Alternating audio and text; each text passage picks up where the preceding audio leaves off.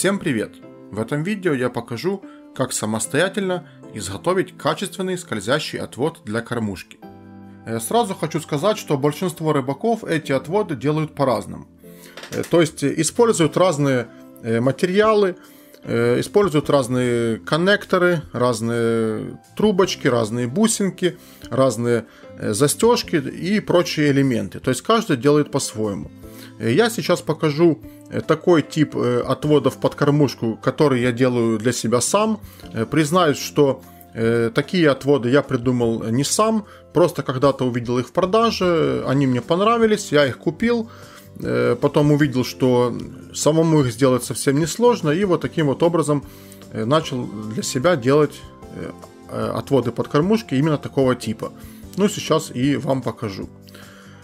Значит, конечно же, самый важный элемент – это материал, из которого будет сделан сам отвод. Как я уже ранее сказал, рыбаки их делают с разных материалов. Кто-то делает из обычной толстой монолески, кто-то делает из обычной плетенки, кто-то изготавливает отводы из флюорокарбона.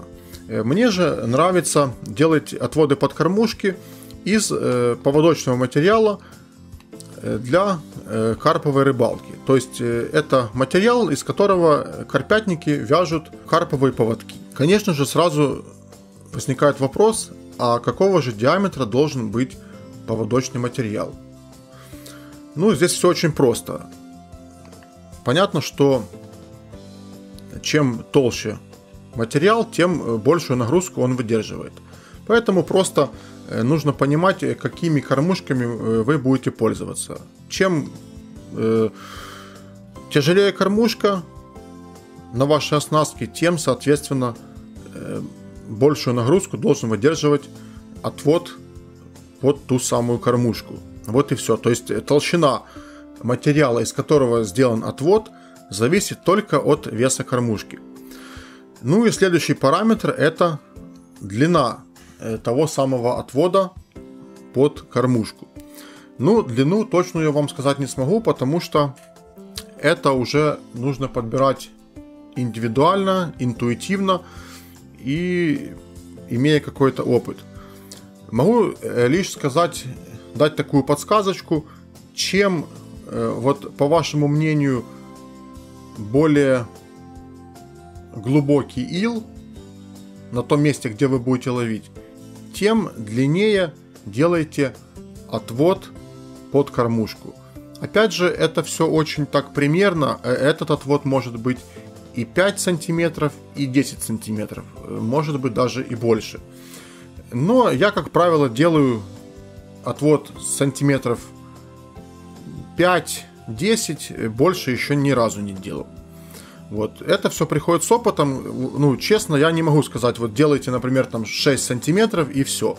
Уже как-то подбирайте длину отвода опытным путем. Если видите, что, например, вот рыба совсем не подходит, значит, есть вероятность того, что наживка ушла в ил, и, возможно, нужно этот отвод сделать подлиннее. Ну, то есть, как-то так. Значит, помимо поводочного материала, также нам еще понадобится одна бусинка стеклянного бисера. Желательно, чтобы она была темных тонов. Вот такая вот, как у меня. Темно-зеленая или лучше вообще черная. Чтобы рыба лишний раз не интересовалась и не лупила в эту бусинку. То есть белую бусинку лучше не использовать, чтобы не получать лишних холостых поклевок. Так, бусинка бисера у нас есть. Теперь нам нужна еще одна застежка без вертлюга. Если есть вертлюг в комплекте, то его необходимо снять. В принципе, можно использовать любой формы застежку, но следует все равно обратить внимание на одну вещь. Сейчас я возьму это все дело, приближу и покажу, на что обратить внимание при выборе застежки. Значит, вот мы видим, что на левой застежки вот здесь вот наружу выпирает острый конец.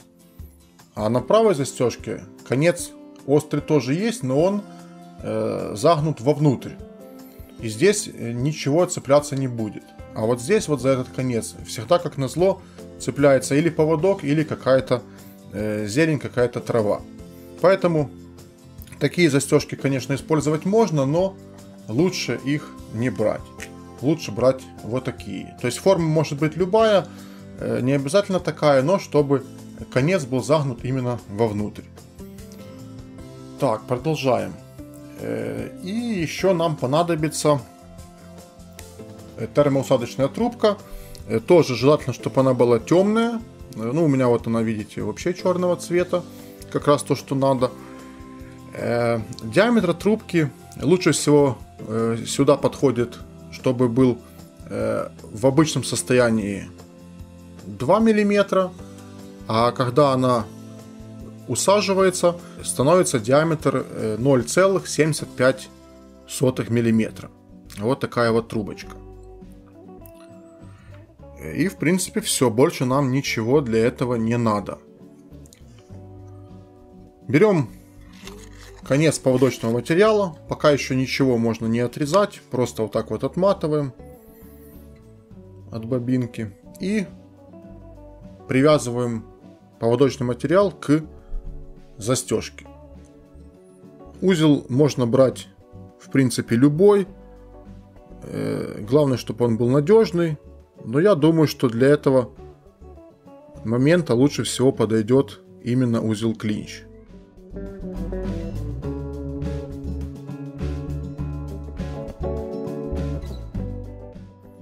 Так, узелок связали, затянули и обрезаем лишний конец, но здесь можно обрезать его не полностью, где-то около сантиметра можно оставить спокойно. Он потом все равно спрячется под термоусадкой. Вот так. Застежку привязали.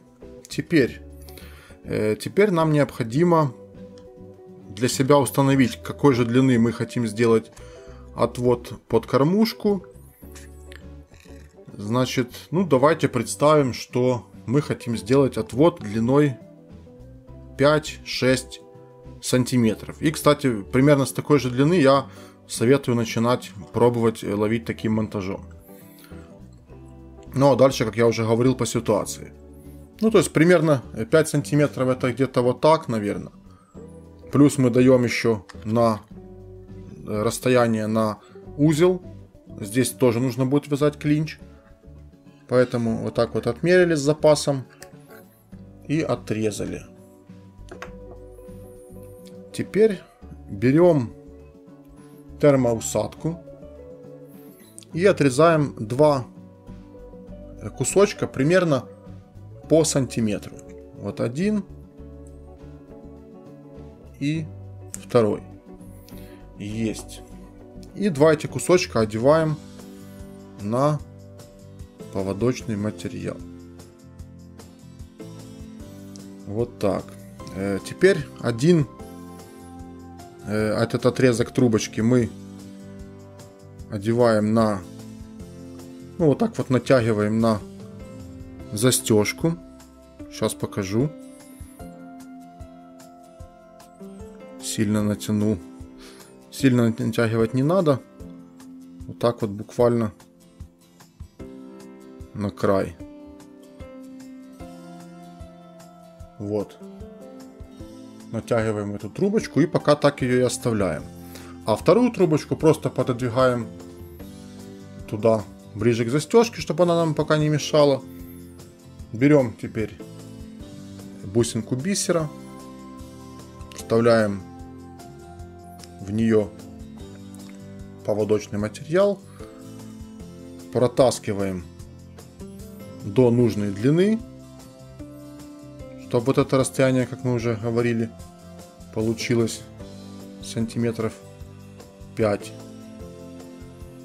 Вот так. И тоже вот удерживаем эту бусинку и вяжем узел клинч.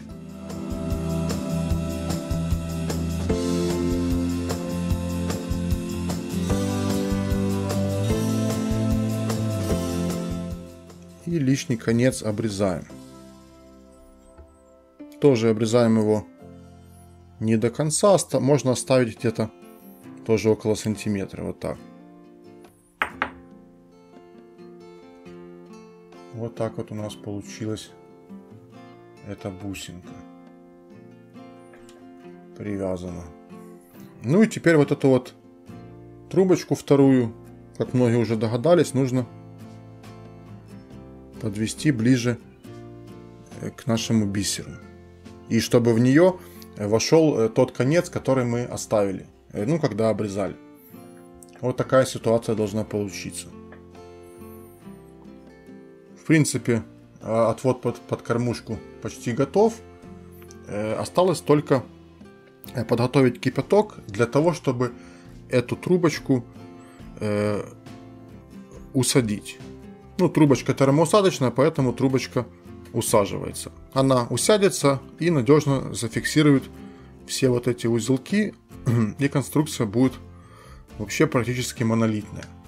Конечно, многие могут сказать, что кипяток, все дела, как-то слишком все сложно, но сразу предупреждаю, что такой тип отводов под кормушку лучше всего вязать непосредственно дома, а не на рыбалке. Хотя я думаю, каким образом вы бы не вязали отвод под кормушку, все равно его лучше вязать дома. А уже сам монтаж можно будет вязать на рыбалке. Поэтому сейчас готовим кипяток и все-таки закончим до конца этот отвод. Значит, вот кипяток у нас уже готов. Только что водичка закипела. Теперь берем наш почти готовый отвод.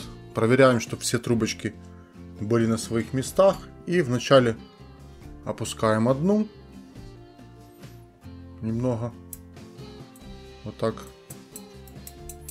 Подождем, чтобы она уселась. И теперь поправляем вторую трубочку, возле которой бисер. И тоже ее опускаем в кипяток. Даже можно вот так взять пинцет и сразу их обе опустить. Я думаю, здесь не нужно объяснять, почему нельзя использовать зажигалку. Это и так понятно. А вот кипяток как раз самое оно. Все. Кипяток свою цель выполнил. Убираем его. И в итоге у нас получился вот такой вот замечательный, надежный и красивый отвод под кормушку. Понятно, что многие уже догадались, что за застежку у нас будет цепляться кормушка, а бисер будет ездить по леске. Вот так вот. Спасибо за внимание. Подписывайтесь на наш канал. Смотрите много интересного видео. Всем пока. До новых встреч.